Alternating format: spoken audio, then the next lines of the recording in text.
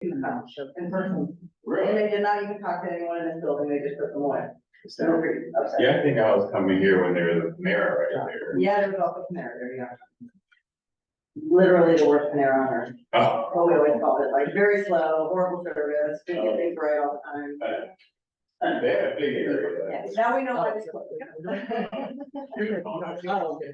Well, in this area, just, I think that the redevelopment they've done here at Gateway is not, they didn't have a sustainable model, because we have not been able to keep any of the restaurants, like any of those businesses in Gateway. It's been just a constant churn. I know. And I think it's because they're charging too much rent. And they just simply cannot make the money in the months when students are here, because they do no business in the summer, like almost nothing. And There's churn everywhere. there is, but it's particular there, like it's, and it's been consistent since they redeveloped the Gateway. And I think it's the rents. You know, that white Congress community church up there, the Union Church, that time restaurant, that's 3 or 4 different things. First was there. Okay, yeah, that's Keep turning over. yeah. TJ is struggling. I can't think of a restaurant that isn't. Yeah. Sure. I mean, yeah, that's a good point now too. People are used to cooking after the pandemic, I think. TJ on High Street, Yeah. they downsized, like a smaller version. Yeah. Mm-hmm. Well, It's been a while. it's like, oh, if you eat in the new place, you remember.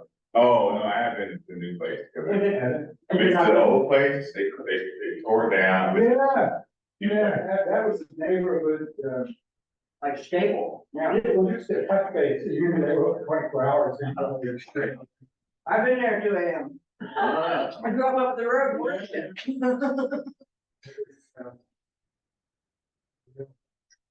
There's still Bob's Bar. Yeah. Called it along the Midwest. And Pizza Hut's still over there, isn't it? Next to Bucket Park. Yeah, they've survived, they're great, they're great. They must have a very small bank, it's a teeny place. It is a teeny place, and I think it's only a couple people, which is probably how they're making it right. work. And I just read an article about if your family is to help, you have a better chance of making it Yeah, then. And you know the reason is, because you don't have to pay everyone. no, Yep. it's stealing. Oh, You don't steal from family, but if you, that is interesting. I just figured they weren't paying everyone if they didn't have the money. they can afford to pay it. Oh, That's interesting. problem. I guess we're gonna put it out. It's like hot in here compared to everywhere else.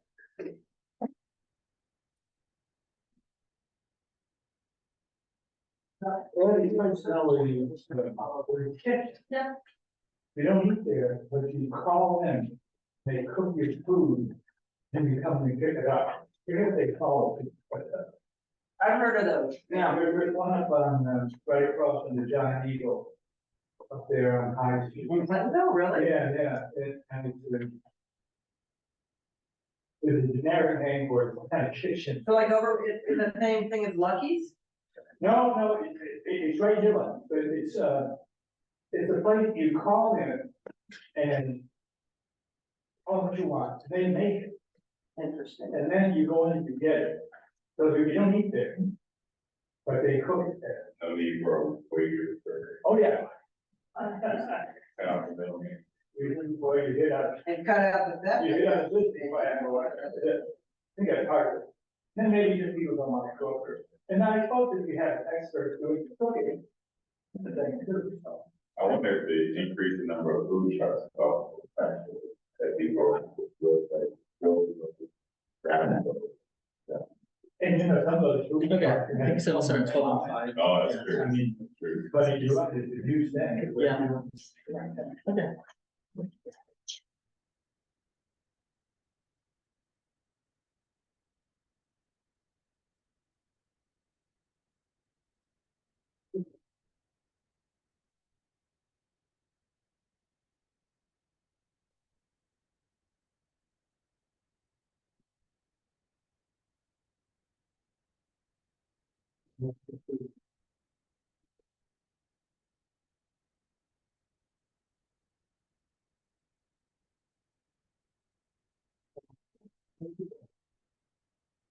Well,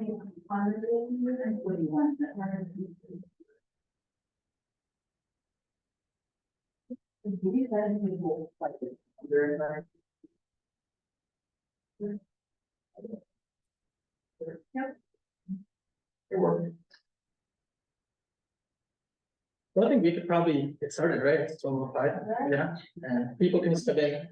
There are some people stepping in.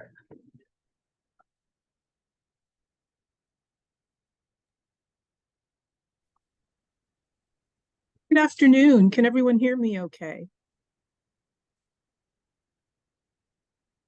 Sorry, Darwin, can you give me a thumbs up? Thank you. My name is Dr. Ange-Marie Hancock, and I'm the Executive Director of the Kirwan Institute. I'm pleased to welcome you to today's Kirwan Forum event, which will feature our own Darwin Baluran. Before I introduce Darwin, I want to alert you to the good news that in September, I announced a 10-year strategic vision for Kirwan that included a moonshot of supporting faculty to identify the next 3 concepts or conceptual tools that will change the field of study of race and ethnicity. And I'm excited to engage with early career as well as established faculty in this quest. Kirwan has agreed to become the intellectual home for raised scholars and other early career faculty and postdoctoral scholars who study race and ethnicity across the entire Ohio State University. This federally supported work will include a variety of events and resources set to launch in January of 2024. We are delighted that today's forum featuring Darwin and his path-breaking work speaks to the first of the 6 clusters associated with the RAISE initiative: race, justice, and public safety. The 6 clusters are, as I mentioned, race, justice, and public safety, race, economic opportunity and leadership, race and educational equity, race and health equity, race, resources and the environment, and race, the arts and creative expression. Please be sure to sign up for our mailing list if you would like additional information about our upcoming events in these subjects and beyond. Speaking of which, we are delighted to partner with CFAS and with Cura on our next 2 Kirwan Forum Series events on November 16th, which will feature Dr. Robert Bullard, and November 17th, featuring Dr. Jesus Barajas. More about each of these events will occur at the end of today's session. For now, I'm excited to introduce Dr. Darwin Baluran, a postdoctoral scholar affiliated with the Kirwan Institute and the John Glenn College of Public Affairs here at OSU. Darwin earned a PhD in sociology from Vanderbilt University and a Bachelor of Science in Health Systems Management from Loyola University in Chicago, where he was also a McNair Scholar. He conducts research at the intersection of race, health, and criminology/criminal justice. Dr. Baluran is particularly interested in examining how racialization processes differentially harm marginalized communities and addressing the disconnect between the conceptualization of race as a dynamic social construct and how it is often studied and interpreted as a static and decontextualized variable. His research agenda currently focuses on 4 broad questions. First, how do individuals and groups' understandings of racial ethnic boundaries vary across spatial and temporal contexts? Second, how do the processes that shape our understanding of racial status produce or reproduce inequality? Third, how do we address the hidden disparities in various outcomes, including some of the things he's going to talk about today, that are often obscured by how we categorize people? Fourth, what do the lived experiences of people of Asian descent tell us about how race functions in US society today? Again, something he's going to talk about today. Dr. Baluran addresses these topics by engaging literatures from sociology of race, ethnicity, and migration, criminology, law and society, policing and criminal justice, Asian American studies, medical sociology, and demography. He also utilizes various methods, including statistical analysis, qualitative interviews, and formal demographic techniques. Altogether, his interdisciplinary scholarship unpacks how racialization and racism are understood and experienced across place and over time, especially among traditionally overlooked groups such as people of Asian descent. Darwin, I can personally say, has brought his tremendous talent, methodological tools, and theoretical innovations to the Kirwan's own work, and we are delighted to hear him speak about his original research today. Without further ado, I'm pleased to introduce Dr. Darwin Baluran. Thank you, Dr. Hancock, for that introduction. Let me just share my screen a little bit here.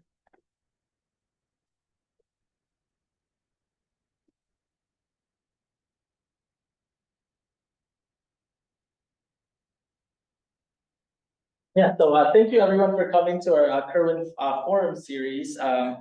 Today, the paper that I'll be talking about, as Dr. Hancock mentioned, is this is really sort of the second in a series of papers that I'm working on, where I'm trying to sort of unpack how race and racialization processes sort of influence how different marginalized groups in the United States interact with institutional actors like police officers. And so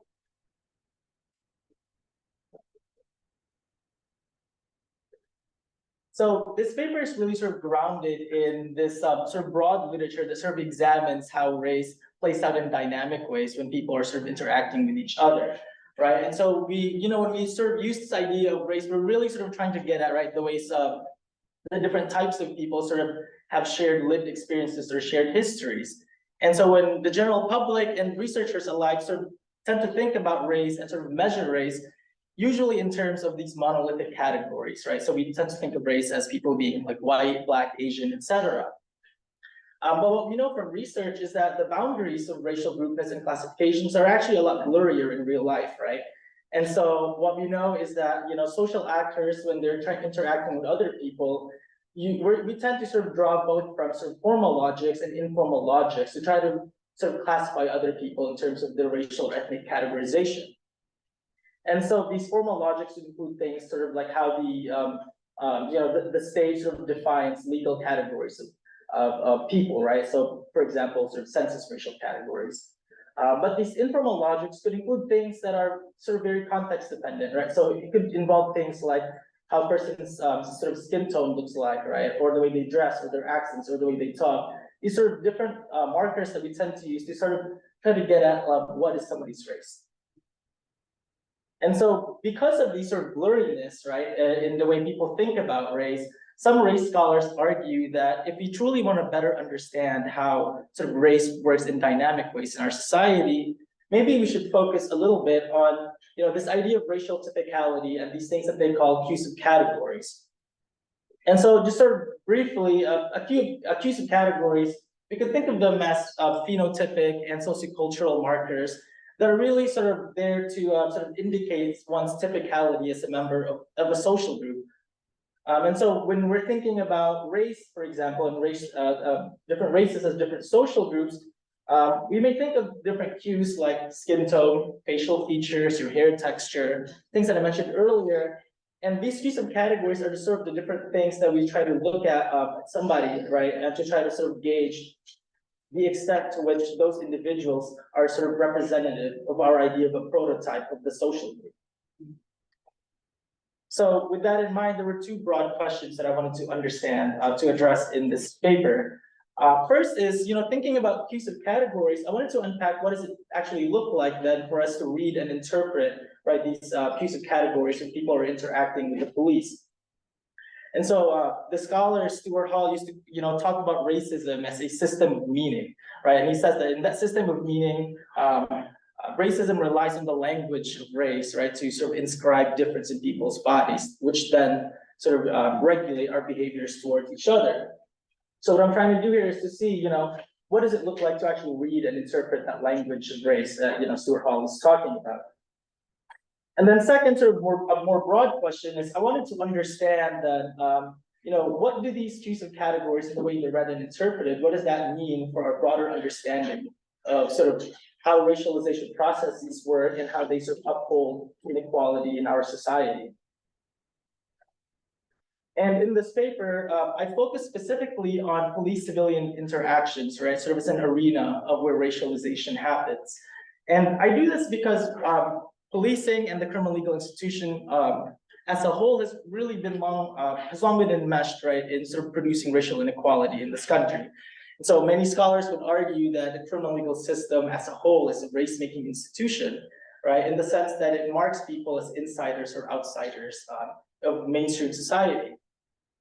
And in this paper, I argue that police-civilian encounters, in particular, sort of at the individual level, are micro-level racial projects, in the sense that police-civilian interactions reflect sort of the efforts, right, of institutional actors, police officers, to redistribute resources according to sort of assumptions about where people belong in a racial hierarchy. And those resources include things like your sense of physical and psychological safety, and also your sense of sort of civic belongingness in this country, right? Because we know that who gets policed and how they're policed tells us a lot about who truly has sort of full access to the privileges of being a member of American society. And so racial typicality can really help us sort of unpack this relationship between race and policing. And one way it does that is that what we know from social cognition and social psychology research is that racial typicality helps us activate our assumptions and generalizations about social groups, right? And so when we construct prototypes of different social groups, whether it's racial groups or gender groups, we also associate those different groups with different assumptions. So, for example, we might have sort of an idea about what a white person looks like, and then we may we are more likely to associate whatever assumptions we have about whiteness when we interact with somebody who looks typically white, right? And that goes for other groups as well. But of course, how these assumptions and generalizations are activated is also shaped by intersecting dynamics, right? Race doesn't work on its own, right? It's always intertwined with other processes. And one of the things that sort of I will show later in the presentation is that one of the few things that really sort of shape how race is sort of read and interpreted in our society are, gender and sort of class dynamics.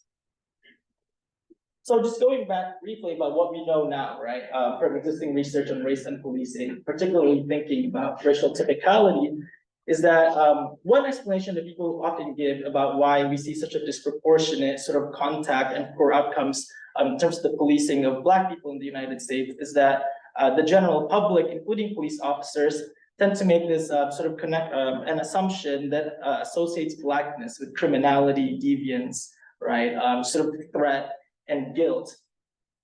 But I wanted to build from that literature to also think about, well, what does it look like when we, what is the relationship between racial typicality and policing when we're talking about sort of people of Asian descent, right? So much of the literature on race and policing in the United States have really focused on people of African descent and increasingly on Latino populations, but we very rarely see any research done on people of Asian descent. But what we do know when it comes to sort of thinking about generalizations about Asian-ness is that there are sort of these broad assumptions that we make, including things that people of Asian descent are docile, that they are submissive, they are law-abiding citizens, and that they are compliant. And oftentimes people would argue that this is sort of the reason, right, these assumptions that might explain why we see that people of Asian descent are really not represented in a lot of arrest statistics, for example. But I think it's important for us to really think about where those assumptions come from, right? And a lot of those generalizations and assumptions about Asian descent people in the United States are really rooted in the model minority myth, right? This idea that certain sort of Asian immigrant groups came to the United States, particularly sort of Chinese, Japanese, a lot of East Asians came to the United States with nothing, and that through hard work, right, following the law, they were able to sort of uplift themselves. And so that's sort of the dominant narrative that we see when we're thinking about sort of why people of Asian descent are not, heavily policed, right? But the problem with a lot of the existing data is that when we talk about the policing of Asian descent people, we still rely on this unitary sort of Asian American category that really sort of clumps together this really broad range of people, right?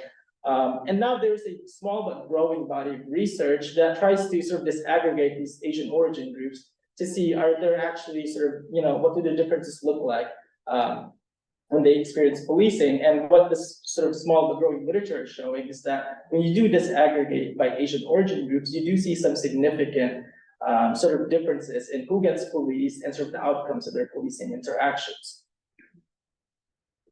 And so with that in mind, I argue here that maybe perhaps we should think about we should be more critical about our use of this term Asian or Asian American when we're measuring, right, things like policing outcomes. What we know from the race scholarship is that there's always been this sort of contested meanings of Asians and Asian-ness in the United States. And what research shows us is that for the general public, even including people of Asian descent, our sort of prototypical construction of who is Asian are people who are East Asian. So when you think of who is Asian, you're likely to think of somebody who is Chinese or Japanese or Korean, but you might be less likely to think of somebody who is South Asian as Asian, right? And so that has an important implication then for how we think about, the relationship between Asian-ness and policing. And that's sort of what I'm trying to unpack here in this study. What are the countries of South Asia? So it would be India, Pakistan, Bangladesh, yeah. And so again, right, so this study really sort of addresses this gap, right? It's unclear how ideas of sort of racial typicality and cues of Asian-ness shape how Asian descent people experience and interpret police encounters. And so the study then had three goals. First is I wanted to examine how Asian descent individuals conceptualize the boundaries of Asian-ness and the relationship to it, right? So this is really getting at this idea of cues of categories and racial typicality from the perspective of Asian descent people. And then second, I wanted to characterize how Asian descent people experience policing. As I noted earlier, very few studies exist where we're actually looking at this topic. And then lastly, I'm interested sort of theoretically then sort of unpacking that relationship. How does Asian-ness relate to people's different experiences of policing? So to address those questions, I analyzed 70 semi-structured interviews that I conducted virtually with 63 individual participants. There were 70 interviews because some people agreed to do follow-up interviews, which I included sort of in my analysis. And these virtual interviews that I conducted were with people from across the United States, and I sort of recruited and interviewed people over two waves of sort of data collection. The first wave happened in May 2020 to February 2021, and then the second wave between September 2022 and July 2023. I recruited my sample using, purposive snowball sampling approach here, and this is really sort of, I think it's important to sort of consider sort of my positionality as a researcher when it comes to sort of recruiting my participants, right? I'm an immigrant from the Philippines, and I grew up in a largely sort of immigrant neighborhood with a lot of other Asian people or Asian descent people. So I had already sort of, this connection with a wide network, right, of potential study participants. But as a researcher interested in Asian descent people, I've also had established connections with organizations from across the United States who work with sort of various Asian descent populations. And so I really seeded that first wave, especially really by sort of connecting with my networks and trying to see, who are the people who might be interested in participating in this study. And there were also two things that I wanted to consider when it comes to recruitment in terms of geographic diversity. First is that I wanted to recruit people who were geographically diverse in terms of sort of the regions of Asia that they're descended from, right? So I wanted people who were East Asian, but also South and Southeast Asians in other parts of Asia.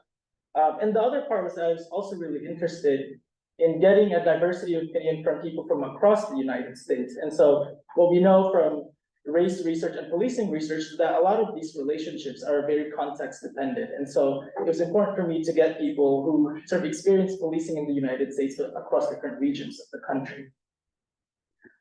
In terms of my analysis, I coded and analyzed my data using in vivo software, and I could go into a bit more detail later if we're interested. But really, sort of to get at this sort of theoretical narrative that I'm going to present is really, a series of multiple rounds of coding to sort of get at, what are the key themes that emerge for how people think about Asian-ness and policing. But there were also two sort of important contextual factors that were really influential, not only in my recruitment, but also in the way they analyzed the data, right? If you recall, the first wave of interviews really started in 2020, which just happened to be right at the same time when the Black Lives Matter protests started happening in the United States. And so because of sort of the prominence of the discourse about race and policing in the United States at that time, many of my respondents actually sort of said that one of the key reasons that they were attracted to the study was that, they were looking for a space to reflect on thinking about sort of the role of race and policing in their lives. But also because of especially because of the movements really focused on the policing of Black folks, I think it also had an influence on sort of the kinds of themes that emerged in the data, right? So one of the things that I will present later is this idea of how people of Asian descent talk about their relationship to policing, but also in relation to how the police sort of police Black people, right? And that's obviously influenced by sort of the prominence of this movement, right, during the time when I'm doing recruitment. The other thing that was also really important is that during the same period, we also saw a dramatic rise, right, in discrimination and violence against people who were perceived as Asian in the US. And this had an impact in a couple interesting ways. First is that for many of the South Asian respondents and some Southeast Asian respondents, sort of that fear of being attacked or discriminated against wasn't a salient for them because the sort of attacks that were happening, the anti-Asian hate, was really sort of targeted at people who were perceived as Asian, who looked Chinese, right?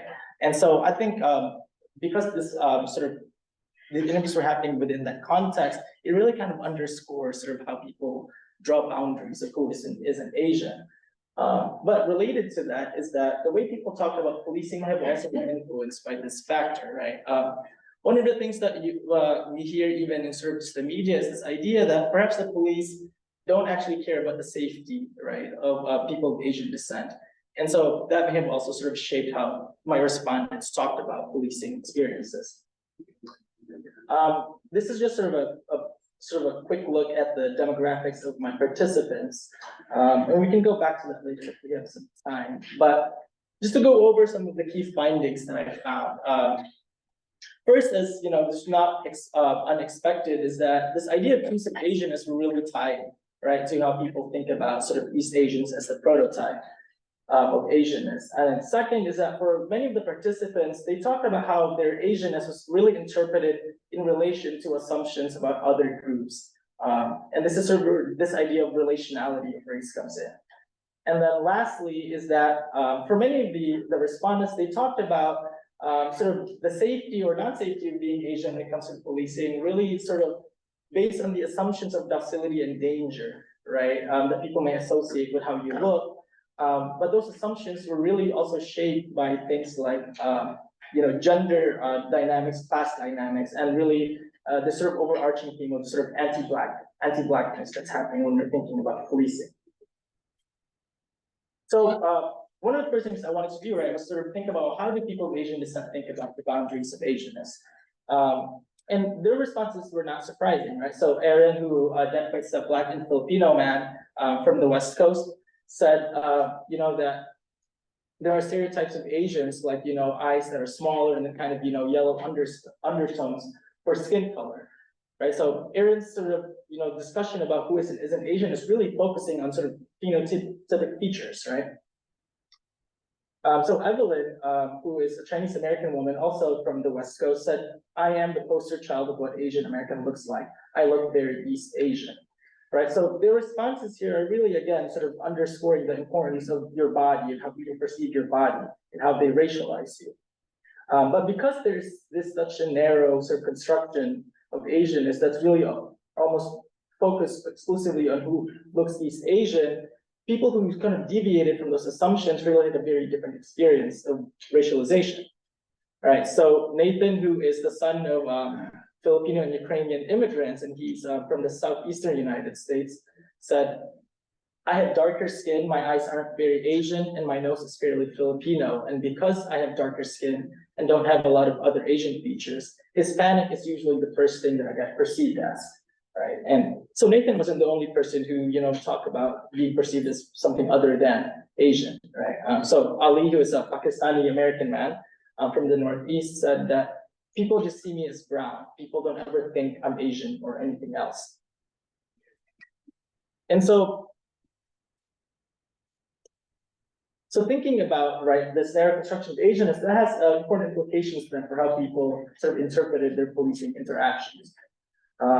For many people who were East Asian, who were perceived as East Asian, there was this idea that when you're interacting with the police, you never really feel threatened, right? Or in many ways, being East Asian or being perceived as East Asian, you're almost invisible to the eyes of the police. So Bo is a Chinese American man from the West Coast, and he said, we're not seen as a threat. Darker skinned people like Black people are always seen as a threat. And then brown people are also seen as a threat because, you know, that Islamophobia type of stuff. And so Bo's comment here is notable for a few reasons. First is when Bo talks about the we, right, we are not being a threat, he's not just talking about Chinese Americans. Throughout our conversation, Bo is really, when he says we, he's really talking about sort of this broader monolithic Asian category. And, you know, he's saying that if you're Asian, you're not seen as threatening. And so the police, you know, aren't really sort of a threat to you either. But then he makes this comparison then between Asian-ness and then Blackness, right? He says that darker skinned people like Black people are seen as a threat. And then lastly, I think it's interesting that Bo talks about brown people then after, right? So he says that the brown people here are also seen as a threat because of Islamophobia, but he's also implying that brown people are not part of that we, the Asian American, right? But brown people here, he's really talking about a lot of South Asians, right? Indians, Pakistanis. And so here he's kind of underscoring this sort of boundary, right? The symbolic boundary between who is Asian and who isn't. Do Yoon, similarly, Do Yoon is a Korean American man from the East Coast. You know, he said something similar to Bo. He said, I didn't feel like a cop was much of a threat to me, so I didn't really even notice them before. And then he adds, you know, racial profiling really only kicks in when you're a person of color or when you're Black. So again, the way Do Yoon talks about sort of the importance of race in policing is really sort of in relation to sort of how police Black people, right? And then again, he's making sort of this distancing between Asianness and Blackness, right? But what's also interesting with what he says is that, you know, he says here racial profiling only kicks in when you're a person of color, which suggests that he doesn't see himself, an Asian person, as a person of color. And then again, you know, unsurprisingly, people who don't sort of fit these assumptions of Asianness, their experience of policing is very different. So Luis is this Filipino-American man from a city in the southeastern United States, and he describes himself as a brown-skinned Filipino. And throughout our conversation, he shared multiple instances where the police have looked at him suspiciously or been stopped by them, right? And so in this, the quote that you see here, Luis was talking about, you know, he was driving a car with 3 other Filipino Americans through a predominantly Black neighborhood in a southeastern city. And it says that police stopped them, right? And then Luis said, they were running all of our IDs, which didn't make any sense because it's like you should only have to run the ID of the person driving. But that has not been the first time I've kind of been looked over suspiciously by police. Right, so when you're looking at sort of Luis's experience, police often see him as suspicious, whereas for Bo and Do Yoon, they're almost invisible, right, as a threat.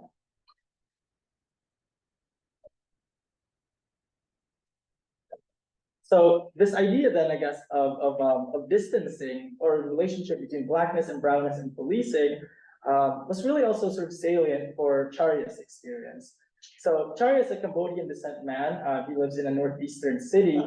And in this incident, he's talking about, he was driving the car with his friend who was African-American. They were both 19 at this time, right? And he said that as they were driving, the police car kind of drives by them and starts looking into sort of their window. And so then they eventually get stopped, and Charya said, one thing that stuck out to me in that experience was they said, you guys are free to go. And then right after, one police officer turned to another officer and was like, hey, y'all turn off your cameras. Then he turned back to us and it's just like, you guys can tell me the truth.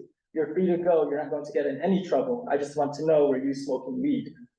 And then Charya added, that officer was really in front of our face showing us that, oh, we turned off the cameras. Then you're trying to get us to admit to breaking the law. So again, this is sort of the police officer, right, trying to kind of catch them, right? So then I asked Charya, well, what was going through your mind, you know, when the police officer stopped you, when that happened? He said, I am visibly brown, just the way I dress and the way I look. Them pulling up next to us and then looking at us, it was to see what race we are. They want to look at our skin. Yeah, that was very much like the feelings I had when that happened. Me and my friend both had those ideas, and I think just those feelings alone are scary enough that to actually be pulled over after that was very affirming to that fear. Then he said, then yeah, it wasn't just one cop afterwards. They pulled us over, and then 2 or 3 more cop cars came, right? The fact that multiple cop cars came to regular traffic stop with 2 19-year-olds really sort of tells you, right, you know, sort of the assumption of dangerousness or suspicion that they had for these 2 young men. But what's interesting though is this idea again, sort of Asian-ness and the relationship to blackness or brownness, was a little bit different when I was talking to Hue. Hue is a Vietnamese American man also from the southeast, and he described himself as having very light skin tone, right? And so in one instance, he talked about being he was in a parking lot with his friend who also happened to be black, and they were doing something. When the police pulled up on them, right? And so then Wei said, the police pulled out a gun and pushed us both down, and he searched me and grabbed everything out of my pockets, and I'm gently laying on my back. When he was calling it in, he said, hey, I've apprehended 2 suspects, one African-American male and then one Caucasian male. I remember that distinctly because I turned to my friend and I was like, did he just think I was white? At that time, I was scared shitless because we both had guns pulled on us. But after some thought, it kind of triggered me that I wasn't handled with as much force and aggression as my black friend. Then the fact that they labeled me as Caucasian male, that was a very striking distinction for me of how cops in that area handle racial relations. And so here, unlike what happened with Charya, right? So Wei here, we're starting to see sort of, perhaps because of his skin tones, Wei was sort of more positioned closer to whiteness than he was to blackness or brownness, right? And that had an impact on sort of how they experience that police interaction. But in addition, right, to thinking about that, as I noted earlier, this idea of gender and gendered racialization processes also really sort of were prominent in my conversations with my participants. So Maria, a Korean American woman from the Midwest, said, I think my gender and race are so intertwined and no one's threatened by me because I'm an Asian woman. So, right, and so this idea again of threat, right, and if you're Asian and then you're a woman, you're not seen as threatening, so the police would not do anything to you. But this idea of sort of non-threateningness and docility was also extended to men who were racialized as Asian. So Jason, a Chinese American man, said, I think the general perception of Asians in general are more feminine, and being an Asian male, I think there's a perception of Asian males being less masculine. And so for Jason, interacting with the police, it's not scary in the sense that he doesn't believe that the police would, be aggressive towards him because there's this assumption that Asian men are effeminate and that they are emasculated, right? And so Wang kind of explains that here. Says, I know that as an Asian American, that emasculation unfairly will more likely than not protect me from being seen as a physical, emotional, or psychological threat. I am not seen as a target by the police system or by police. And Wang in our conversation describes himself as a visibly Asian man. But again, this sort of thinking about the importance of gender and race and these processes became really salient in my conversation with Koo. Koo is a Hmong descent trans non-binary person from a large city in the Midwest. And throughout our conversation, Koo talked about sort of the many assumptions that people in their city have about Hmong people. So I asked Koo, what are those assumptions and how have they played out in your personal experiences with police? So Koo said, what comes to mind right away is that they're violent, that they're very angry and kind of perpetual foreigners. Yeah, the straight cis Hmong men.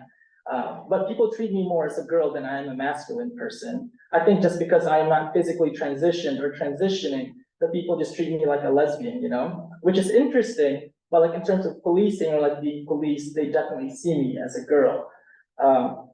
So then Koo, gave examples of what they meant by that, and these examples that they gave was really about sort of how the police kind of assumed that they were a sort of submissive and sort of non-threatening girl. And so sometimes the police would just let them sort of get away, right? Instead of giving them a ticket, for example, which was in stark contrast to Koop's sort of what they had seen when Koop also has brothers, and Koop talked multiple times about experience sort of watching their brother, being arrested by the police and be really aggressively treated by police officers, because there's this assumption that Hmong men are violent and aggressive, right? But those assumptions were not applied to Koop. And that really sort of tells us, again, right, the importance of sort of the body, reading the body, and how people sort of think about it. Lastly, sort of the key theme that emerges, this idea of how class intersected with how people experience race. And so, for example, here, Leah is a Chinese American woman from the Midwest, and she talked about one time driving through her neighborhood. It was sort of an upper middle class neighborhood. And the police stopped her, right? And she said, I don't think he thought that I was a threat or was a danger in this very safe area. I was also driving this Acura, so I didn't look threatening.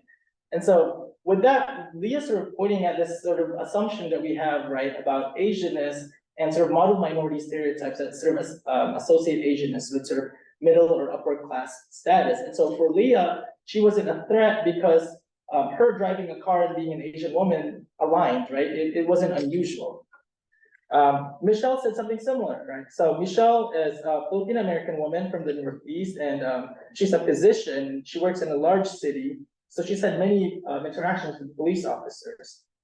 She said, I've had many experiences with the police, but they were non-traumatic and non-negative. But I'm an Asian woman, and wearing my coat, my profession, is protected for me. So again, Michelle here, is pointing really to sort of these class symbols, right, as sort of protective for her. But it mattered because as an Asian person, it wasn't unusual for her to be wearing a white coat. But again, that was different for people who sort of did not really align with assumptions about Asianness, right? Or at least how Asian people look. So Raul is an Indian American man, and he talked about how he had a lot of respect for the police and that he believed that, this idea that not all police are bad, right? But he still sort of knew that when you're interacting with the police in certain places, you might be seen as being out of place. So he says here, I think cops have one of the world's most difficult jobs, but if I'm in a place where it's predominantly white and very upscale, I do have to kind of like keep in mind, like, hey, I don't blend in this town. I stick out in this town, so I can be targeted by the police. And then Raul, talked about a couple examples where he was driving through this suburb in the Northeast, and the police stopped him and asked, are you from this neighborhood? What are you doing here? Are you just driving by?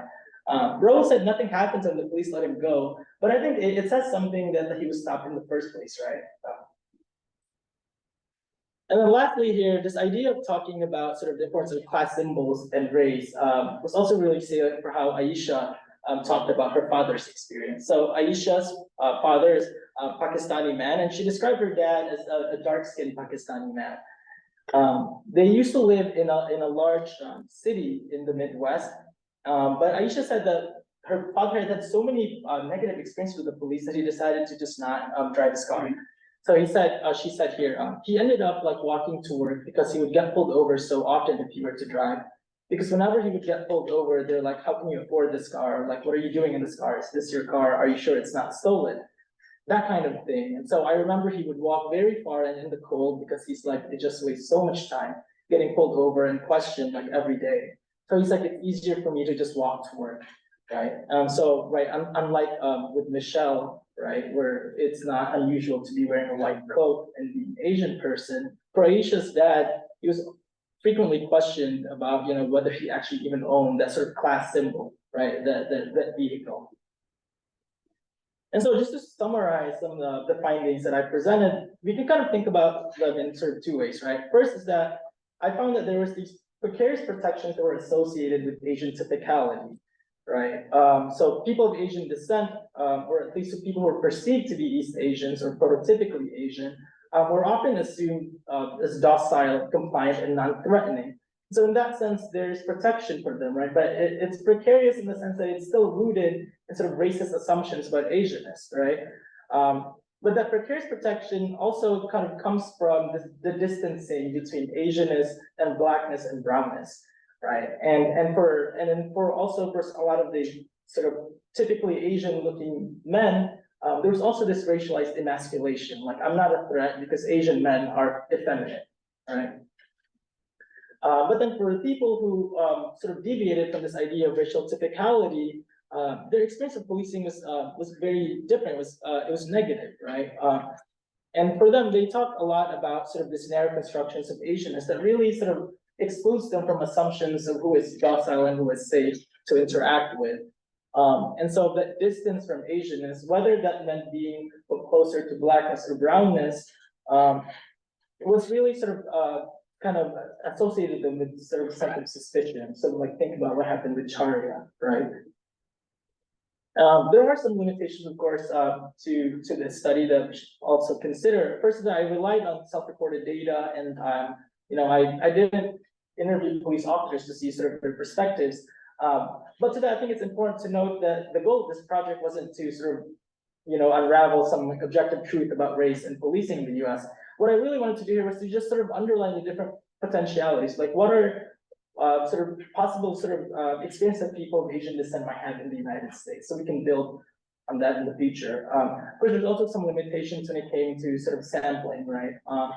And the last thing is that the majority of my sample were people who had at least a college degree, and so they were overwhelmingly sort of college educated people. And so it might not be necessarily reflective of sort of the Asian descent population in the United States. But I think the fact that we still see these sort of differences in their lived experiences, even as mostly college educated people, really, I think tells us about the power of sort of race and how people experience life here.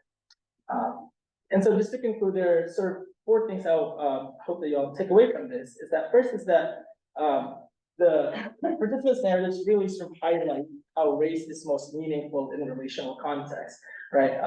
A lot of scholars often, there's a common sort of call that we need to go beyond black and white, so include people of Asian descent. But I think perhaps maybe we should think about, instead of going beyond black and white, going between black and white, right? Sort of thinking about the relationship of Asianness in relation, right, to blackness and whiteness. And I think it can probably help us sort of tell a more sort of expansive and inclusive sort of story of how race works in our country. Second is that data disaggregation is not enough, right? Data disaggregation, of course, is important, right, when we're thinking about Asian descent people, but I think we also need to think about new ways to sort of frame our findings, right? I think a common sort of approach to framing the findings even that I just presented is that people often argue that the differences that we see among Asian descent people is just a reflection of heterogeneity sort of within the group, right?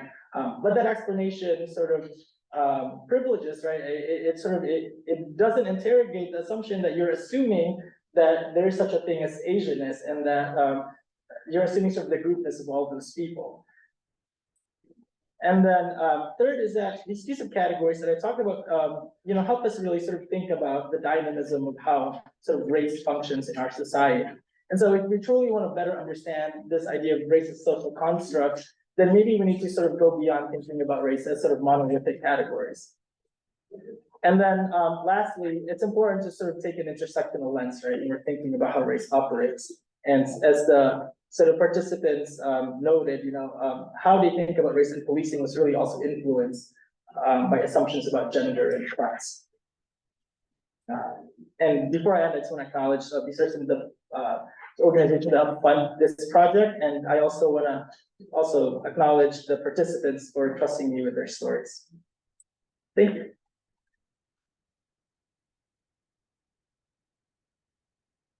Are you going to take questions? Yes, sorry. Yes, I'm happy to answer some questions or comments you might have. I wondered if maybe this perception of feminization in Asian males perhaps has something to do with stature, size, maybe Asians are shorter sometimes. Right. You perceive them. And then, the difference between a lot of black people, the people who get chosen to be football stars and basketball stars are the large black people. So it doesn't mean that all black people are big, but the ones that we see most on TV are quite big. And I wonder if that has any effect on this idea of blackness as being dangerous. In other words, the stature thing. Is that good? Well, I think for me, it's we have to think about sort of there's sort of a long history of the kind of assumptions that we make about people. I think even if you go back to like work of like Edward Said, though he talked about Orientalism, right? And so historically, there's always been this idea of like Asia as sort of the place that is penetrated by Europe. And so there's always been this effeminization of Asia, right? And so so that's part of that. But I think, so what you were talking about, it kind of highlights again the importance of like how people sort of read the body and racialize them. But when you're reading the body, you're also sort of reading it against your sort of assumptions, right? Because there are a lot, even if you look at countries like Korea and Japan, right, their average like height of people, they're actually pretty tall these days, right? So I mean, I guess that's sort of part of it, but again, because even when you're talking about sort of our assumptions about, the statures of Asians, you might be thinking only of sort of East Asians, right? So again, that again points to sort of who do we assume is the prototypical Asian? Yeah. Is that Jill? Yeah. Darwin, this is brilliant. I think this is super interesting. And I think one of the things that really struck me is how, people who study race, you're aware of just how dynamic and situationally changing racial perception is. And it reminded me of, I had a good friend in undergrad, Monik, who was from Pakistan. Well, his family was from Pakistan, he's Pakistani American, but he grew up in Dayton, and so he would always say, if I'm on the phone, I'm Black. If I'm in person, I'm Muslim. I'm never Asian. And I thought that was just super interesting. He was also an art student, and so he's like, and I'm failing my family. So really permanent. And so, but that was just so interesting. Like it says, like I think the point you made about how relational it is makes sense. Power is relational. And this is, that's what we're getting at. So absolutely fantastic reading, David. Great. There's an online question from a Zoom participant. It says, were West Asians, Middle East, Arab, and other communities excluded from the recruitment criteria? Yeah, so that was actually another limitation of this study is that, right? In this particular study, I did not recruit people who were West Asians or, like the part of the MENA category, but I do think that it's important to sort of incorporate them. And I think incorporating their experiences could really further even complicate, right, our idea of like who is or isn't Asian in the United States.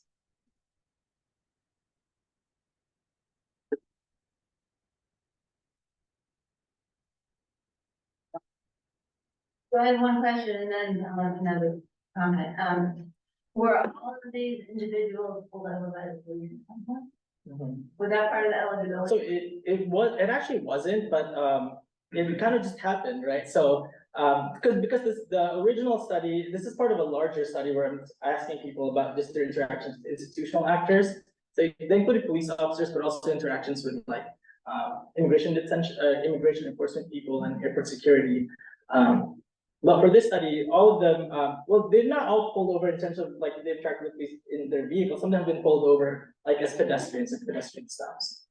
But they've all had like actual sort of interactions with police officers. Yeah. That says a lot right there. Yeah. But and then the other question or comment was, I think the issue of the congruence of someone wants to, a police officer could just see someone through the window, and then when they go up to the window to talk to the driver, the evaluations of congruence, we would expect this woman in white coat to be in this car, so it's probably okay. As you had more lower income participants, I wonder if the skin color and the car, neighborhood, and all that would really kind of magnify the negative reaction. Yeah, so there were, so I mean, so Aisha, the last score I showed, they're from sort of working class immigrant family. So the experience she was talking about is like when, they were sort of new to the United States. And so, so it does sort of magnify that. So there's another person, I didn't include their quote here. She's a Vietnamese refugee who moved to the United States, working class neighborhood. And she talked about how, well, she did say that people sort of perceive her right away as visibly Asian. But when she got like a nicer car, I think it was some sort of Volvo she talked about, and she's like, I never get stopped by the police. She's like, but before that, she's like, I've had multiple tickets by the police, but she's like, since I got this nice Volvo, like it's like I'm invisible. Yeah. But I agree. I think that does kind of magnify. It could be positive for some people and negative. Right. Yeah. Because it depends, right, on our assumptions of like who's out of context, like who's out of place. Yeah. Yeah. Oh, yeah. We have some more online questions through the Q&A. Okay. So I wonder if any of the people who had encounters with the police ever felt any change in the treatment after their Asian-ness was revealed. In other words, she may not have been viewed superior in Asian, but more viewed superior in Black. Yeah, so there were, so this is a question by Gina. There were a couple of folks actually, I also didn't quote them here, but I had one participant, she was of Indian descent, and she had, she describes herself as having very dark skin, and so she said that people, when you first interact with her, if she doesn't talk, or like you don't see other like sort of symbols, people assume that she was Black. But that I think she, for a lot of people, there's also this idea of like performing race, right? So like if you feel like you're in danger, you sort of highlight other things about you, kind of distance, or to make yourself seem sort of less threatening. So Charya, the man that I quoted earlier, when he was driving the police, were like, were you smoking weed? He had another instance actually where him and his friends were standing outside a pizza shop, and police were called on them. And Charya plays classical music, and so he said when the police came, they were so scared, but they're like, I know that police like classical music, and so they started talking like, oh, we're violinists, we're this. And I asked him like, why did you mention that?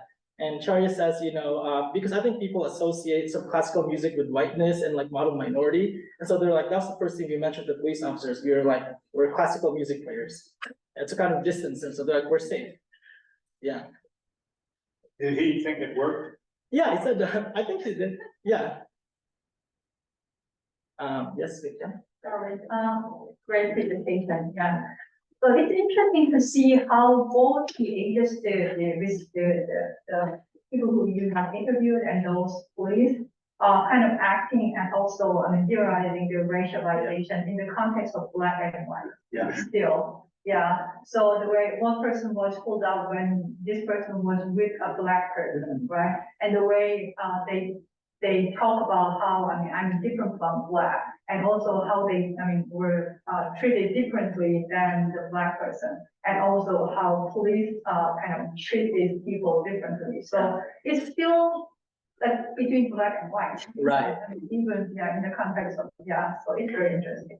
Yeah. Yeah. That's why I in the conclusion, I think sometimes when people say let's go beyond Black and white, some people will kind of translate it to say let's just study Asians sort of as if we're in a vacuum, right? Like race doesn't work in a vacuum, and because sort of race relations in this country is really rooted in sort of Black-white sort of diametrical opposition there. It's like I think we have to, if we really want to understand how race works, like we have to think about the relationship between Asianness and whiteness and Blackness. Yeah, it's still between Black and white. Yeah, right, and you're somewhere in between. Yeah. Yes. Did you recruit from refugee communities? So there were some refugee people in my interview. So Charya is actually refugee from Cambodia, but I did not sort of specifically reach out to like the Bhutanese Nepali community here in Columbus.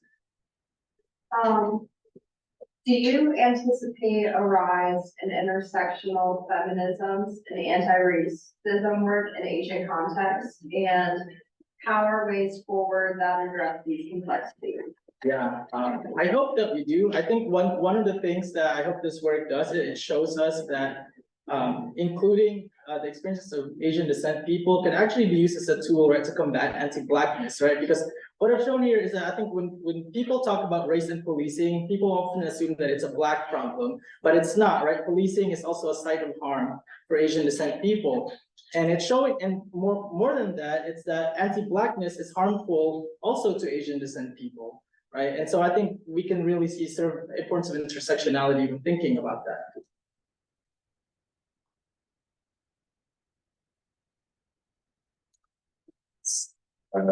Talk to me a little bit about the maybe mortality, I guess you could say, or differences between like Northeast Asian interaction compared to Southeast Asian. Like, are you seeing differences in mortality with police? With police, there's actually a recent paper that came out earlier this year. They disaggregated by region in Asia. I think the group that had the highest fatality rate when it comes to interacting with police were Southeast Asians, but then they also saw Pacific Islanders also had really sort of poor outcomes when it comes to like policing. Yeah.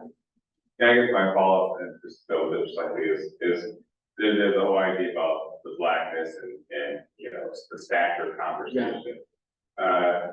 talk to me about, in the model myth conversely for Asian, talk to me about like any of the behavior differences when interacting with police. So for example, let's say in the African American community, I feel threatened by the police, I have my kids in my car, I have to learn, I've been taught by my mom about de-escalation tactics and all that kind of stuff, just to kind of, are we seeing that, are we seeing more, belligerence in the Asian community or less belligerence when they interact with police?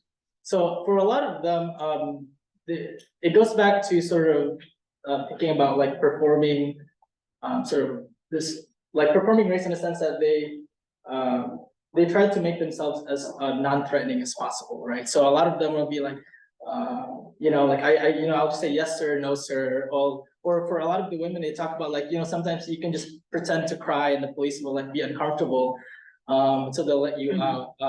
But I actually in my interviews, I did ask people like, have you had the talk? And for most people, no, they haven't had like that talks. For a lot of and this might be a sort of a cultural thing more broadly, is that for a lot of the respondents, they talked about how growing up, they were always just told that you have to just follow what the authority says. And so, but the fact that we still see these differences, I think that's why I really sort of attribute it to sort of that first interaction, because that first interaction is based on just perception, right? You haven't had a conversation yet. Yeah. Yes. We have 3 more online Zoom questions, 4 now. The first one is, what were your findings with the identity of Filipinos as being Asian and have the influence of Spanish colonialization? Yeah. So And Darwin, after these 2 questions, we'll take maybe one more from the in-person audience, and then we'll wind up. Okay. Thank you. Yeah, so with some of the Filipinos I interviewed, they talk about being perceived as Latino, right? And so there are obviously so different assumptions again, sort of associated with like are Latinos dangerous or not? Yeah, so that had an influence. For the people that I interviewed, they didn't necessarily talk about like Spanish colonization. What did sort of come up is like this idea that sometimes people assume that you're Hispanic, but they didn't necessarily sort of connect it all the way to colonization. Did any of your participants talk about how their community or families talked with them about how to interact with police? Yeah, so this is sort of what I mentioned earlier. For most people, they never had the talk, right, about how you're supposed to interact with the police. But did this come up for people that I interviewed who were Hmong, especially, so there are cities in the Midwest, right, with really large Hmong community population who had really bad relationships with the police. So, think about like the Twin Cities, right, large Hmong population. And one of the respondents talked about how, I think it's either in the 90s or it's early 2000s, where a police officer shot an unarmed Hmong man. And so for them, there's that history. And so for people in certain places, like there's always that fear that like the police are there and they're bad and they're there to get you. So you either try to just avoid them as much as possible, or, seem as non-threatening as possible when you do get to interact with them. But for most people I interviewed, they never had that talk.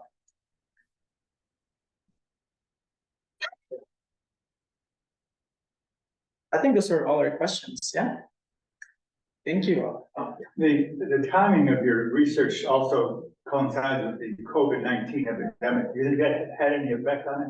Right, so that's why I kind of talked about earlier about the South Asian hate movement, right? Because that was really sort of where you really start to see people drawing boundaries of who is or isn't Asian, because people who were targeted with anti-Asian hate related to COVID were people who were perceived as Chinese, right? And so a lot of the South Asians were like, I don't necessarily feel afraid that somebody's gonna spit in my face or tell me to go back to China, because people look at me and they don't think I'm Chinese. Yeah. Yeah. Did you have any information regarding the differences of interactions with first generation Asians versus maybe second generation born in America?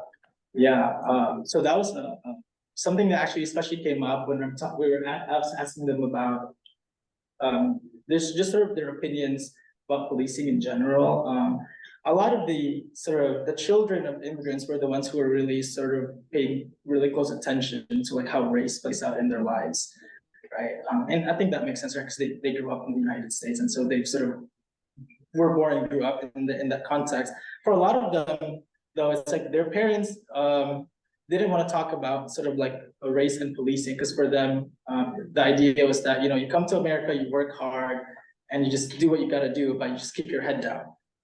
But it was their children that were like, no, like race actually is a really important part of how I, you know, navigate the world. And this comes up a lot in my conversation with them when it comes to like interactions with, you know, like ICE or with airport security. I didn't talk about that today because I was, you know, focusing on policing, but yeah, that was an important part. So will you join me in thanking Dr. Darwin Baluran for an incredible talk that generated a lot of interest?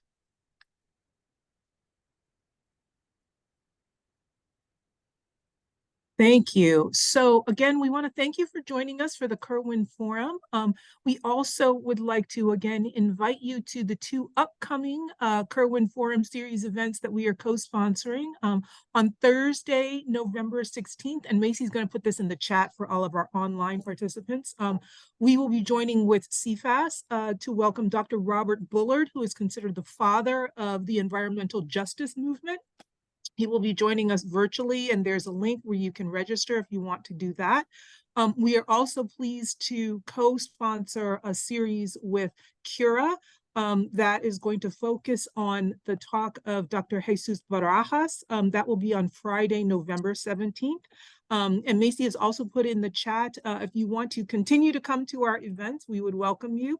And again, just feel free to send us an email and we will add you to our mailing list. But thank you again, Darwin. I reserved all of my questions, so I look forward to when we get to meet one-on-one and I can ask a bunch of them. But again, we're excited to keep supporting early career scholars like Darwin. And if you yourself are interested, please reach out to us and we can see about getting you on the schedule for the spring if you're interested in presenting. Thanks all. Have a great day.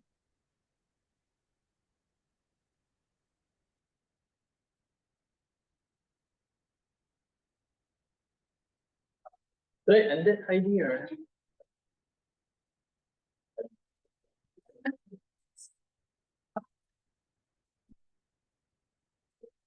Wait. No, not yet.